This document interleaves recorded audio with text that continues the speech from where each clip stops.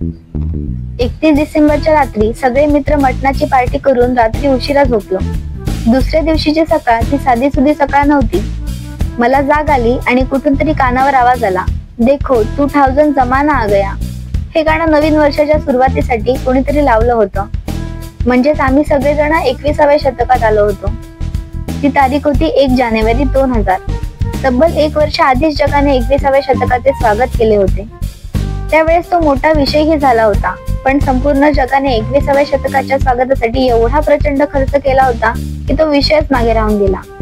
या नवीन वर्षाची सुरुवात कम्प्युटर जगात Y2K हा प्रॉब्लेम घेऊन आला. तो विषय संपतोय ना संपतोय तितक्यातच आय लव्ह यू नावाचा व्हायरस कम्प्युटर मध्ये आला होता.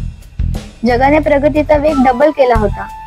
त्या आधीच्या काळात ग्रामोफोन नावाचा रेकॉर्डर होता. तो आता अँटिक पीस झाला होता. त्या काळात डब्बा टीव्हीच्या साईजचा रेडिओ होता. तोही आता शेवटचा श्वास घेत होता. ग्रामोफोन आणि रेडिओने बराच काळ राज्य केलं, तब्बल 25 ते 30 वर्ष. त्यानंतर कॅसेटचा जमाना आला. त्यानेही बरीच वर्ष राज्य केलं. मग अखेर 2000 साल आलंच. त्यानंतर मात्र कोणत्याही वस्तूला आयुष्य मिळेनासं झालं. तसं माणसाचंही आयुष्य कमी होत चाललंय. आधी तो 80 ते 90 वर्ष सहज जगायचा. आता तो 50 ते 60 वर्षातच आपला डाव घोषित करतो. सगळ्यात छोटं आयुष्य पेजर या मेसेज यंत्राला मिळालं. तो फक्त वर्ष ते 1.5 वर्षच होता. त्यानंतर करलो दुनिया मुट्ठी में, चल चलाचल, कनेक्टिंग पीपल म्हणत मोबाईलचा जन्म झाला. तो पहिला छोट्या आणि ब्लॅक अँड व्हाईट डिस्प्ले मध्ये आला आणि त्यानंतर हातातील घड्याळ, घरातील फोन या उपकरणांचा जीव डोक्यात येऊ लागला. तो इथेच थांबला नाही, ही तर फक्त सुरुवात होती. मग थोड्याच दिवसात FM रेडिओ आला आणि लगेचच 512 MB मेमरी कार्ड पण आलं. मग काय त्यात आता ऑडिओ म्हणजेच MP3 गाणीही वाजू लागली. हे सगळं व्हायला फक्त 2 वर्ष पुरेशी झाली. त्यानंतर नोकियाचा 6600 मॉडेलचा कलर डिस्प्लेचा मोबाईल आला. बघता बघता 4-5 हजार पासून सुरू झालेला मोबाईल लाखांच्या पटीत गेला. सर्वसामान्य माणूस पण लाखोंचा मोबाईल घेऊ लागला. तो पण लोन पे फोन म्हणजेच हप्त्याने. मग काय हळूहळू मेमरी कार्डचीही ताकद वाढू लागली.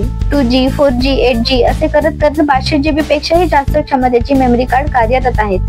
त्याने व्हिडिओ, ऑडिओ कॅसेटचा जमाना संपवला. या सगळ्यामध्येच CD आणि DVDचाही काळ येऊन गेला. एक चित्रपट पाहण्यासाठी 2 CD ची गरज लागायची.